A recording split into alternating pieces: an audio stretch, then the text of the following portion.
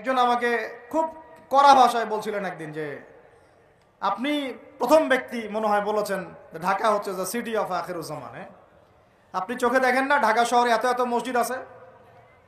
বললাম যে এইটা আপনার চেয়ে আগে আমি দেখছি ঢাকা শহরে এতগুলো মসজিদ আছে। আমার কাছে হিসেব করা আছে কয়টা মসজিদ ঢাকায় আছে। তাহলে আপনি বললেন যে এটা সিটি অফ আখিরুজ্জামান।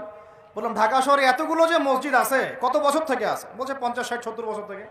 তো বলো 70 বছরে কোরআনের আপনি একটা বিধান বাস্তবায়ন করতে পারছেন ঢাকায়? বলেন পারছেন?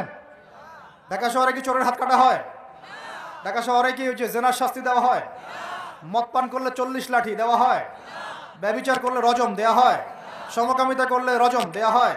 ধর্ষণ করলে প্রকাশ্য মৃত্যুদণ্ড দেয়া হয়? মসজিদ দিয়ে কি করবেন আপনি বলেন? এতগুলো মসজিদ দিয়ে কি করবেন? মসজিদে আমরা নামাজ পড়ি, ব্যক্তিগত ইবাদত।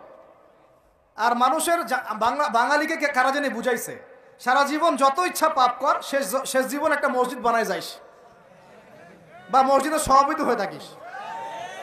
ঠিক আছে, যত ইচ্ছা কর, যা ইচ্ছা কর, সুদ খা, ঘুষ খা, সব কর, শেষে একটা মসজিদ বানাই দিস। কারণ হাদিসটা হচ্ছে মান বানা লিল্লাহি মাসাজিদান বানাল্লাহু বাইতান ফিল জান্নাহ। কেউ যদি আল্লাহর জন্য একটা মসজিদ বানায়, আল্লাহ পাক তার জন্য জান্নাতে একটা ঘর বানাবে।